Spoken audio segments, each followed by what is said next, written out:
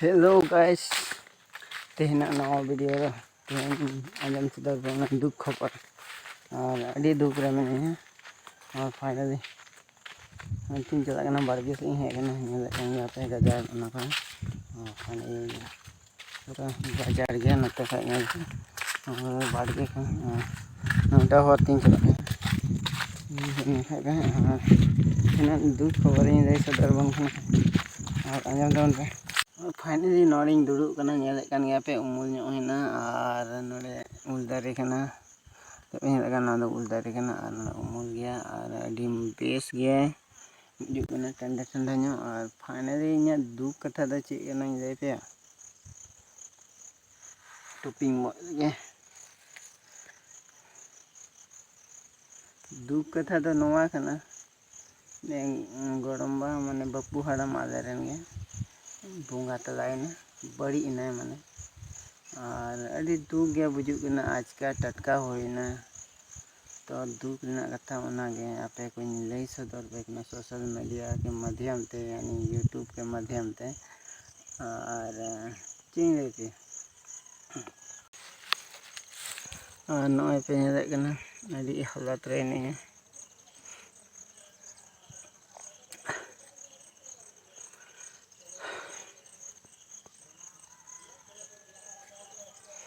social media माध्यम ते थोड़ा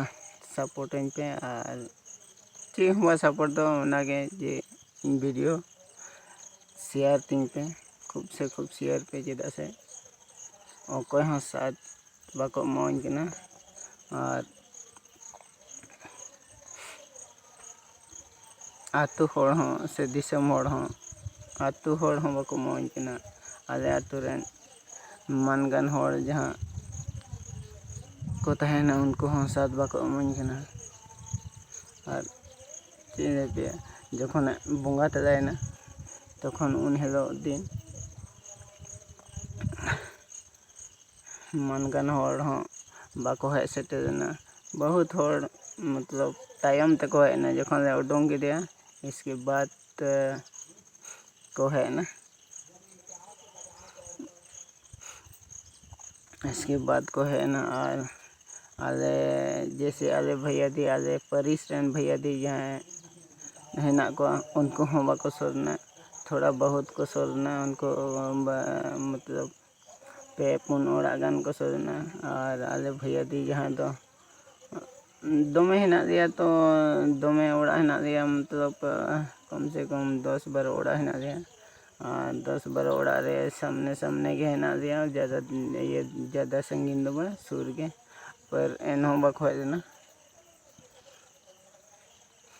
लास्ट मोमेंट को हेना जहाँ ले उडुंग किदिया ओड़ा खना जहाँ मतलब ले जहाँ ले इदी किते ले मतलब ले स्थान ले मावाया जहाँ थे तो उन घड़ी मतलब इदी घड़ी को हेना थोड़ा बहुत और बखाय उनको हम बाको हजू करना मतलब बाको है ना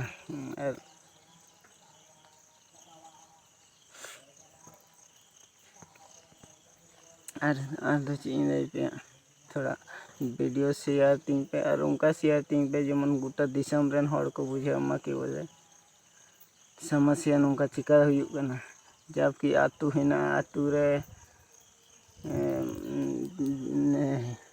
मनगन होड़ को तहेना उनको बाको सुरो जहाँ बोंगा तलायना से जहाँ गिद्रे जन्म ना ओना ओक्तो जुदु बाको सुरुआ तो ची आखिर नवा दुनिया रे तहे कते ची एम चिकाया आतु होड़ दिसम होड़ पूरा नवा नेल कते शेयर तबन पे इनठे ओनागे नेहरिंग खोजो कना और ज़्यादा संगीन दो बन बनाओ नवा वीडियो तो